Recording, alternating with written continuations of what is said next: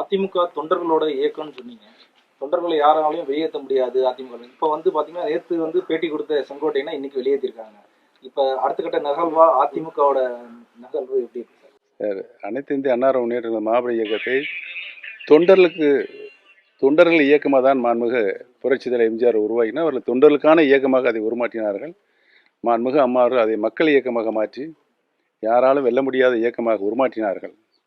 அப்படிப்பட்ட இயக்கம் தொடர் தோல்விகளை சந்தித்து கொண்டு இருக்கின்றதற்கு காரணம் பிரிந்த சக்திகள், அனைத்து இந்திய அன்னார முன்னேற்ற சக்திகள் பிரிந்து கிடக்கிறது.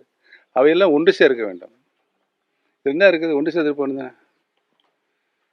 நேற்று தேனி மாவட்டத்தில் எடப்பாடி பழனிசாமி அவர்கள் சுற்றுப்பயணம் மேற்கொண்ட போது ஒவ்வொரு ஆங்காங்கே தொண்டர்களோட எழுச்சியை காண முடிந்தது. அதை எப்படி பாக்குறீங்க? ஒன்றிணைய வேண்டும் அப்படின்ற ஒரு பேனரை வச்சுக்கிட்டு அதுதாங்க தமிழ்நாடுக்குள்ள அதுதாங்க நடக்குது. தமிழ்நாடு உரமே அவங்க மனதின் குரலை அடக்கி இருக்கின்றார்கள். அதை எப்படி வெளிக்காட்டுவார்கள்? இங்கே நடந்தது.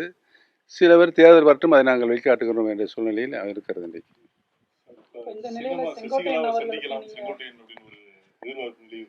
அது நல்ல அது பண்பாட்டின் அறிகுறி.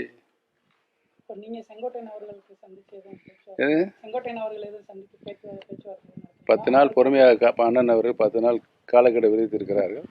அதற்கு பின்னால் அவர் நான் சந்திப்பேன்.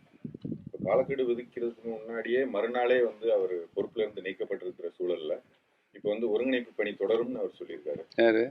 அது அந்த முயற்சி அவர் விடாமுயற்சியை செய்து ஒருங்கிணைப்பேன் என்ற சபதத்தை மேற்கொண்டிருக்கிறார்கள். அந்த சபத வெற்றியடைய என்னுடைய வாழ்த்துக்களை தெரிவித்துக் கொள்கிறேன்.